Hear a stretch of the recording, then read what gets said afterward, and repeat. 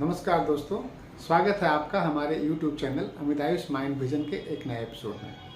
साथियों, जैसा कि हमने अपने पिछले एपिसोड में चर्चा की थी कि क्या बेहतर मानसिक स्वास्थ्य से अमीर बना जा सकता है, आज उसी परिचर्चा को आगे बढ़ाते हुए हम उसके भाग 2 पे आ रहे हैं। साथियों, जब हम अमीरी की बात करते हैं तो अक्सर हम लोग बात करते हैं पैसे की अमीरी, और स्वाभाविक रूप से अमीरी का आकलन का जो सबसे बड़ा तरीका है वो पैसे, धन, संपत्ति, इन्हीं चीज़ों से होता है। लेकिन जो एक चीज़ हमें समझने की ज़रूरत है कि ये जो धन संपत्ति बनती है लोगों के पास, वो कि कैसे लोगों के पास बनती है, ताकि हम ये समझ सके कि मानसिक जो स्थिति है, कैसी मानसिक स्थितियाँ जो है धन संपत्ति को बनाने में मददगार होती हैं, और कैसी मानसिक स्थितियों से उस बने हुए धन संपत्ति को बचाया जा सकता है। क्योंकि दोनों ही स्थितियां महत्वपूर्ण हैं, केवल धन का आना ही महत्वपूर्ण नहीं है, उसे बचा कर रखना ताकि वो आगे के जनरेशन में भी वो काम आ सके, उसको भी समझने की ज़रूरत है। साथियों, जब हम बात करते हैं धन की, तो आप अपने अगल बगल, आगे पीछे, दाएं बाएं, आप जहां भी रहते हो, खासकर अगर आप भारत जैसे देश में रहते हैं, तो आप पाएंगे कि ज़्यादातर लोग, जिसको हम लोग धनी कहते हैं, उनमें से बहुत सारे लोग आपको मिल जाएंगे जो व्यापारी वर्ग के लोग होते हैं, जो व्यापार करते हैं। जो दूसरा वर्ग होता है जो धनी कहलाता है, वो होता है रियल एस्टेट से जुड़े हुए, जो लोग ज़मीन के कारोबार करते हैं, या फिर वो रियल एस्टेट में बिल्डिंग्स बनाना, बेचना, वो तबका होता है। तीसरा तबका जिसको हम लोग धनी मानते हैं, जिनका बिजनेस ऐसा होता है, व्यापार ऐसा होता है, जो उस समय के राजनीति के जो सत्ता में बैठे लोग होते हैं, जिनका उनसे तालमेल होता है। ऐसा देखा जाता है कि वैसे लोग की बिजनेस में काफ़ी ज़्यादा इजाफा होता है। और चौथे लोग जिनको कहा जाता है, संभवतः ये बाकी लोगों से थोड़े नीचे की श्रेणी में आते हैं, वो होते हैं डॉक्टर्स, जो आपको विभिन्न चिकित्सा के क्षेत्र में अपनी सेवाएं देते हैं, या कॉरपोरेट हॉस्पिटल्स। साथियों, जब आप देखेंगे कि ये जो जिनका मैंने जिक्र किया, जिस तरह के लोगों का मैंने जिक्र किया, जो आर्थिक रूप से संपन्न हैं हमारे समाज में, तो एक एक करके अगर हम देखें कि व्यापारी वर्ग, तो जो हमारे व्यापारी वर्ग हैं, आमतौर पर आप पाएंगे कि इनका जो काम होता है कि ये कहीं से जहाँ पे सामान बनती है वो आती है, वो उनका पॉइंट है, और वो पूरे राज्य में या जहाँ जहाँ उनके पॉइंट्स वहाँ पे देते हैं, और बीच का जो कमीशन होता है वो रखते हैं, और उसी से उनकी आर्थिक धन जो है वो संचय करते हैं। मतलब वो कुछ अपने स्तर से वो पैदा नहीं कर रहे हैं, कुछ बना नहीं रहे हैं चीज़ें जो खपत की हो। वो ज़्यादातर वो जो चीज़ें कर रहे हैं वो बस कहीं और से बन के आ रहा है, और वो जनता के बीच में एक कड़ी का काम करते हैं। अगर आप रियल एस्टेट के क्षेत्र में आए, तो आप पाएंगे कि वहाँ भी चीज़ें तकरीबन ऐसी है कि मालिक, ज़मीन का मालिक कोई और है, ब्रोकर कोई और है, बिल्डर कोई और है, लेने वाले कोई और हैं। यहाँ भी तकरीबन जो धन का संचय का जो मार्ग है, वो हम कुछ नया नहीं बना रहे हैं। हम जो है उसी के वैल्यूज़ में कुछ बदल के उसके दाम में इजाफा कर रहे हैं और मुनाफा कमा रहे हैं। जो तीसरा तबका है, जो जिसका मैंने जिक्र किया, जो ऐसे बिजनेसेस जो पॉलिटिकली अलाइंड हैं, तो ऐसे में देखा जाता है कि वो सरकार के जो टेंडर्स, कॉन्ट्रैक्ट्स होते हैं, उनमें उनको काफ़ी फ़ायदा होता है, या वो अपने बिजनेस को इस तरीके से लगाते हैं जहाँ पे वो उन्हें सरकारी क्षेत्र में काम मिल पाए और उन्हें वहाँ मुनाफा मिलता है। यहाँ भी हम पाते हैं कि एक तरह से जो आम जनता के जो टैक्स के पैसे हैं, उसी पैसे से उनके धन में इजाफा हो रहा है। कहने का मतलब कि ये जो अमीर हमारे समाज के जो तबके हैं, इनके जो धन का इजाफा हो रहा है, वो आम तौर पर वो कुछ नया सृजन करके इजाफा नहीं कर रहे हैं। और नतीजतन क्या होता है कि ज़्यादातर जब ऐसे तरीके से आप धन अर्जित करते हैं, चाहे वो आप व्यवसाय से करें या रियल एस्टेट के क्षेत्र में करें या आपके बिजनेस को पॉलिटिकल पार्टीज से अलाइन करके करें, तो ऐसे चीज़ों में जैसा मैंने कहा कि धन का आना और धन का उपयोग दो अलग अलग चीज़ें हैं। तो ऐसी स्थितियों में जो हम लोग देखते हैं, पाते हैं कि लोग धनी तो हो जाते हैं, पर वो धन का जो उनका उपयोग है वो इतने असुरक्षित होते हैं अपने काम को लेके। पता नहीं कल को लोग लेंगे कि नहीं लेंगे सामान, पता नहीं पॉलिटिकल सिचुएशन क्या होगी, रियल एस्टेट के दाम घट जाएंगे, पता नहीं मेरी पार्टी सत्ता में नहीं रहेगी तो मेरे बिजनेस का क्या होगा। तो ये जो असुरक्षा वाले जो लोग हैं, अक्सर वो क्या करते हैं कि वो धन जब उनके पास आता है तो वो धन को केवल और केवल अपने लिए रखते हैं। वो धन का उपयोग दूसरे कार्यों के लिए, समाज के कार्यों के लिए, या ऐसा कार्य करने के लिए जिससे कि समाज को भी फायदा हो और उनका भी फायदा हो, अमूमन ये ऐसे तरीके से धन का संचय नहीं करते। वो खुद के लिए ही इतने केंद्रित होते हैं, अपने बच्चों के लिए इतने केंद्रित होते हैं कि वो व्यापक परिदृश्य में नहीं देख पाते। और अमूमन ऐसा देखने में आता है कि जो इनकी असुरक्षा इतनी होती है कि ये इनके अंदर भी जो लोग काम करते होते हैं, और अगर वो काफ़ी प्रगतिशील विचार के होते हैं तो ये उससे भी कई बार ऐसे मालिक होते हुए भी उससे असहज हो जाते हैं। और नतीजतन क्या होती है कि ये कोशिश करते हैं कि इनके नीचे काम करने वाला हर एक व्यक्ति एक नौकर की तरह रहे, वो कभी आगे नहीं बढ़े, क्योंकि इन्हें डर होता है कि अगर सभी लोग इस तरह के काम करने आ जाएंगे तो फिर हमारा क्या होगा। तो ये असुरक्षा जो है इनके धन को संचय तो कर देता है, लेकिन ये धन की एक अपनी गुण है, अपनी क्वालिटी है। जैसा हम सब जानते हैं, हमारे शास्त्रों में कहा गया है कि लक्ष्मी जब आती है ना तो लक्ष्मी बहुत चंचल होती है, उसे रोक के रखना बड़ा कठिन काम है। और आप क्या करते हैं कि जब आप किसी बिजनेस में आगे बढ़ते हैं तो स्वाभाविक रूप से आपने बिजनेस में अपना सारा समय लगा दिया और आप स्वाभाविक रूप से सोचते हैं कि हमारा बच्चा इस बिजनेस को संभाले।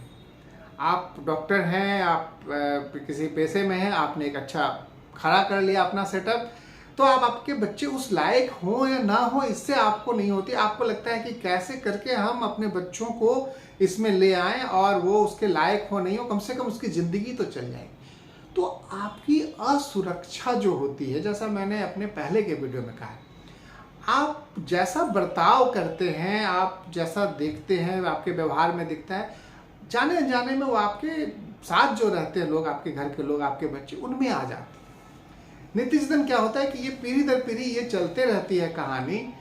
और ये जो धन का जो उपयोग होता है, कई बार क्या होता है कि अगर आपके बच्चे उस प्रवृत्ति के नहीं रहे तो नतीजतन जो आपने बिजनेसेस खड़ा किया है वो नहीं चल पाता है। और इसके पीछे वजह क्या है साथियों, कि हमारे यहाँ जो बिजनेसेस का ढांचा होता है वो, जैसा मैंने अपने पहले के वीडियो में कहा था, हम लोग बहुत अविश्वास रखते हैं अपने दूसरे लोगों पे। ज़्यादातर बिजनेसेस जो होते हैं अपने व्यापार में बाहरी लोगों को नहीं अलाउ करते हैं, क्योंकि उन्हें डर लगता है कि वो आएंगे तो कहीं वो कब्जा न कर लें, हड़प न लें, हमारे लोगों को बाहर न कर दें। लेकिन नतीजतन क्या होता है कि बहुत सारे बिजनेसेस जो होते हैं कुछ वर्षों, कुछ सालों या एक दो दशकों, एक दो पीढ़ी के बाद वो बिजनेस नहीं चल पाता, क्योंकि जो बदलाव चाहिए बिजनेसेस को समय के साथ और जो स्किल चाहिए, हम बाहर के अच्छे स्किल को नहीं लाते। नतीजतन वो व्यवसाय एक दो तीन पीढ़ी जाते जाते वो लड़खड़ा जाती है। लेकिन जो बिजनेसेस खड़े रह जाते हैं, जैसे हम लोग अपने देश में देखते हैं टाटाज की जो बिजनेसेस हैं, उदाहरण के तौर पे, तो आप पाएंगे कि टाटा समूह ने कभी भी परिवारवाद को बहुत बढ़ावा नहीं दिया। उनके जो चेयरमैन होते हैं वो दुनिया के प्रतिभाशाली लोग में से वो चयन करते हैं कि कौन कंपनी को लीड करेगा। कहने का मतलब जो कंपनियां कायम हैं और जो विस्तार कर रही हैं, उनकी जो मनस्थिति है वो असुरक्षित नहीं है। वो धन का सृजन अपने असुरक्षा को कवर करने के लिए नहीं कर रहे हैं, वो धन का सृजन समाज के लिए भी कर रहे हैं और बौद्धिक स्तर पे वो बाकी लोगों पे भी विश्वास रखते हैं, अपने बेहतरीन टैलेंट्स को मौका देते हैं अपने कंपनी में काम करने का, बढ़ने का, और वो बेहतरीन टैलेंट्स फिर कंपनी के लिए नए रास्ते खोजते हैं, फिर नए बेहतरीन टैलेंट्स आते हैं। कहने का मतलब साथियों, जो अमीरी है हमारी, अगर वो टिकाऊ अगर होनी चाहिए तो उसके टिकाऊ होने के लिए ये सबसे बहुत ज़रूरी है कि ये अमीरी जो पैसे आते हैं उसका उपयोग हो, ना कि वो ऐसा हो कि हम पैसे हैं और उसको सोना खरीद के रख दिए, ज़मीन खरीद के रख दिए, जिसका आप कोई उपयोग नहीं करते। ज़्यादातर लोग जो असुरक्षित होते हैं वो ऐसे तरीके से अपने पैसे का उपयोग करते हैं। नतीजतन पैसा तो रहता है अस्थिर, लेकिन उसका उपयोग आपके लिए भी बहुत ज़्यादा नहीं होता, समाज के लिए भी ज़्यादा नहीं होता, और केवल आपकी असुरक्षा को ही वो कवर करता है। साथियों, आप जब बात करते हैं हम लोग अमीरी की, तो हम लोग सब जानते हैं कि हमारा देश तुलनात्मक रूप से देखें तो एक गरीब देश है, और जो देश अमीर हैं, जैसे आप अमेरिका को देख लीजिए। अब अमेरिका अमीर कैसे हुआ? अमेरिका अमीर इसलिए नहीं हुआ कि उनके पास बहुत सारे खनन की चीज़ें हैं, कोयला है और ये है। अमेरिका अमीर हुआ अपनी बौद्धिक संपदा से। अमेरिका ने एक ऐसा वातावरण तैयार किया जहाँ पे दुनिया के सारे टैलेंटेड लोग के लिए वहाँ उन्होंने बहुत स्वागत वाला रवैया अपनाया। आप किसी भी क्षेत्र में अगर अच्छे हों तो उन्होंने उनको गले लगाया, और उनको एक ऐसा समाज दिया जहाँ पे उनको आज़ादी थी। प्राइवेट सेक्टर से हो, सरकार से हो, उनको अपने काम करने की आज़ादी थी, और साथ साथ कई सारे सामाजिक सुरक्षा भी थी, पढ़ाई को लेके, हेल्थ को लेके। नतीजतन क्या हुआ कि दुनिया भर के जितने भी बौद्धिक लोग थे, सभी लोगों ने अपना वहाँ एक डेरा बना लिया। और आप देखेंगे जो प्रगति हुई है उन राष्ट्रों की, तो वो बौद्धिक प्रगति है। वो टेक्नोलॉजी बनाते हैं, वो जेन्युइन वो सूत्र खोजते हैं, और हम लोग जैसे देश उसी सूत्र का उपयोग करके अपने यहाँ प्रोडक्ट बनाते हैं। और वो जो प्रोडक्ट आप बनाते हो तो उसका एक लाभांश हमेशा उनके साथ, जब तक वो टेक्नोलॉजी रहेगी, उनका लाभांश उनको जाता रहे। हम आप अपने देश में जो चीज़ें इस्तेमाल करते हैं, ज़्यादातर चीज़ें इस्तेमाल, चाहे वो मोबाइल फ़ोन हो, चाहे वो आपके टीवी हो, फ्रिज हो, आपके माइक्रोवेव्स हो, आपके कंप्यूटर्स हों, आप पाएंगे कि इंजीनियर्स तो हमारे हैं, उनके यहाँ वर्कर्स हैं, और जो पैसे जा रहे हैं, हम आप जो उपयोग करते हैं, वो बाहर जा रहा है।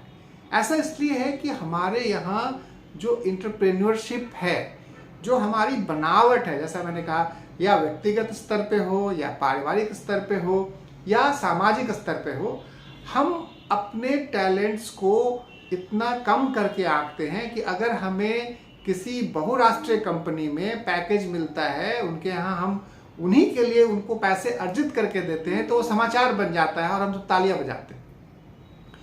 और उसके एवज में अगर कोई बच्चा अपने स्तर से काम करना चाहता है तो हम उसे दुत्कारते हैं। साथियों, कई सारे बिजनेसेस की स्टोरी ऐसी है कि उन्होंने मजबूरी में बिजनेस शुरू किया, उनके पास कोई विकल्प नहीं था। वो भी चाहते थे कि हम नौकरी ही करें, अब थक हार के ज़िंदगी बढ़ानी है, परिवार हो गए, बच्चे हो गए, तो गाड़ी आगे बढ़ते गई। कहने का मतलब, हमने कभी भी अपनी जो माइंड सेट है, हमारी जो मानसिक स्थिति है, हमारी मानसिक स्थिति ऐसी है कि हम चाहते हैं सुरक्षा। हम असुरक्षा और असुरक्षा के बीच में ऐसे झूलते रहते हैं कि जो चीज़ें हमें ज़्यादा सुरक्षा का एहसास कराती है, हम उसी के पीछे भागते हैं। जैसे सरकारी नौकरियां, जहां आप ज़्यादा सुरक्षित पाते हैं। प्राइवेट नौकरियां, बिजनेसमैन, एंटरप्रेन्योरशिप, ये हमारे जीन्स में नहीं है।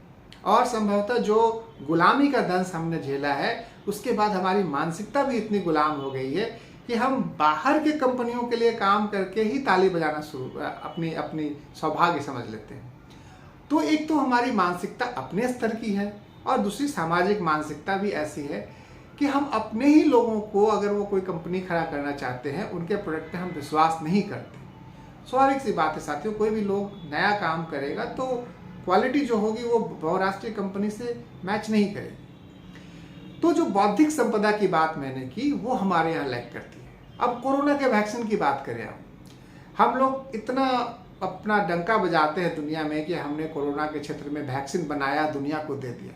लेकिन क्या आप जानते हैं कि उसका सूत्र जो है वो हमारे यहाँ नहीं बना था, उसका सूत्र कैम्ब्रिज में बना था। हमने उन्हीं के वैक्सीन को लिया और उपयोग किया, या बाकी के वैक्सीन भी दूसरे देशों में बने। मतलब क्या है कि हम जो वैक्सीन इस्तेमाल हमने किया, उसका एक लाभांश उन्हें गया उस सूत्र को खोजने के।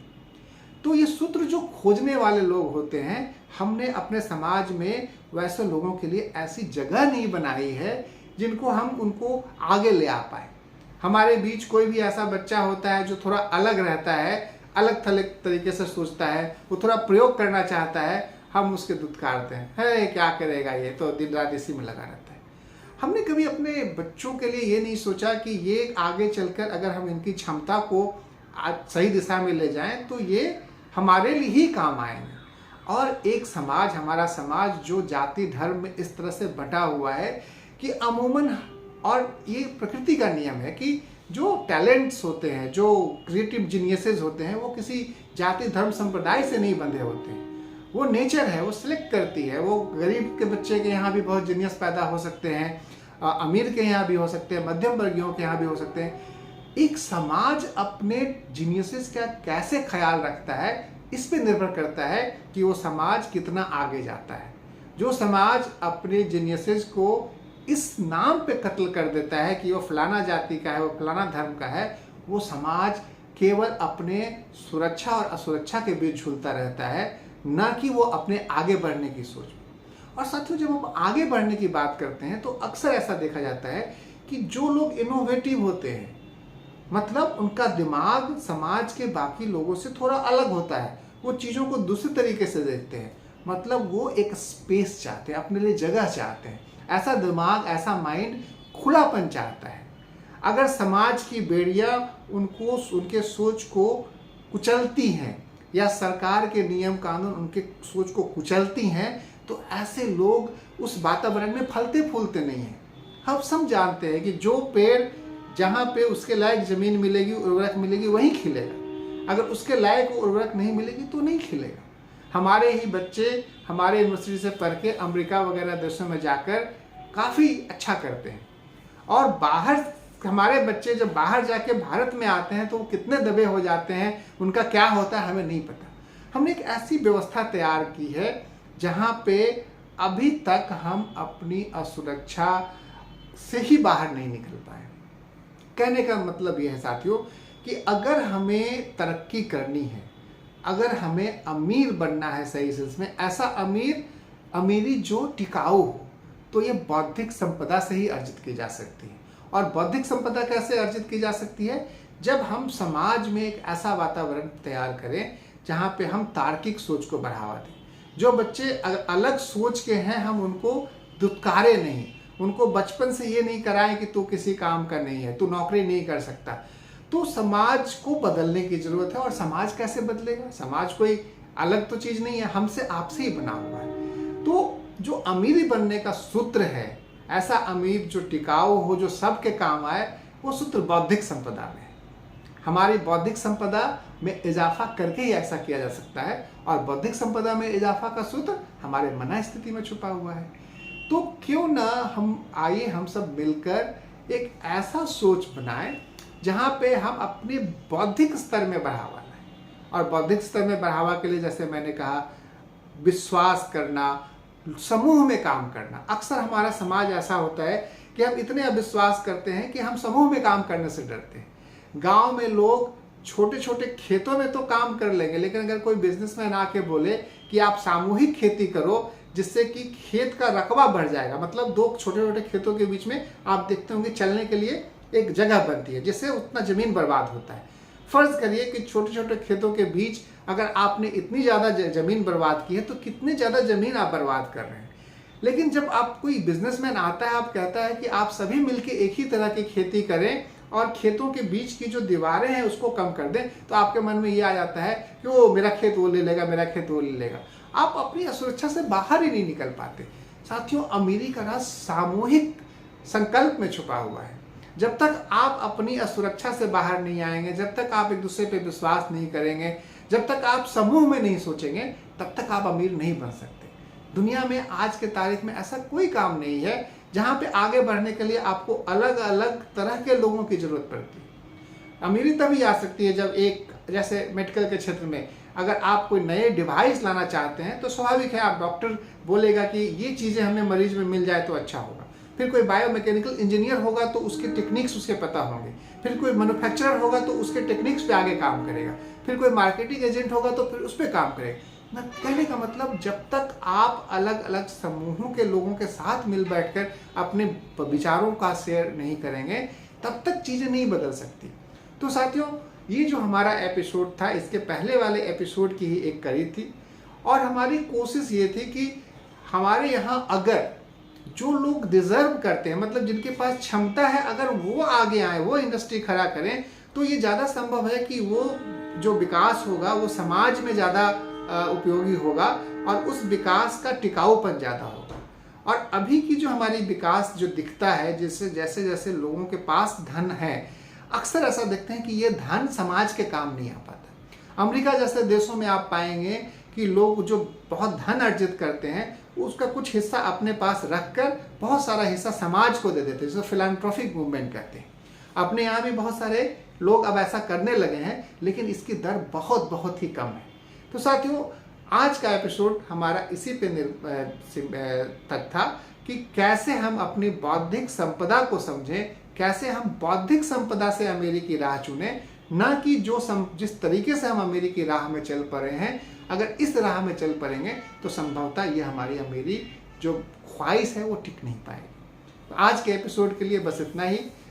उम्मीद करता हूँ कि आपको हमारा एपिसोड पसंद आता होगा। अगर आपको हमारा ये एपिसोड पसंद आता है तो कृपया लाइक बटन दबाएं। अगर आपको हमारे चैनल के कंटेंट्स पसंद आते हैं तो हमारे चैनल को सब्सक्राइब करें। और साथियों, आपके कमेंट्स बहुत महत्वपूर्ण होते हैं। आप जब कमेंट्स लिखते हैं तो उसके हिसाब से हमें पता चलता है कि हमारे कंटेंट्स आपको कैसे लगते हैं और हम आगे कैसे अपने चैनल के कंटेंट्स को किस तरीके से और बेहतर बना सकें। आपका हमारे इस एपिसोड में बने रहने के लिए बहुत बहुत धन्यवाद। नमस्कार।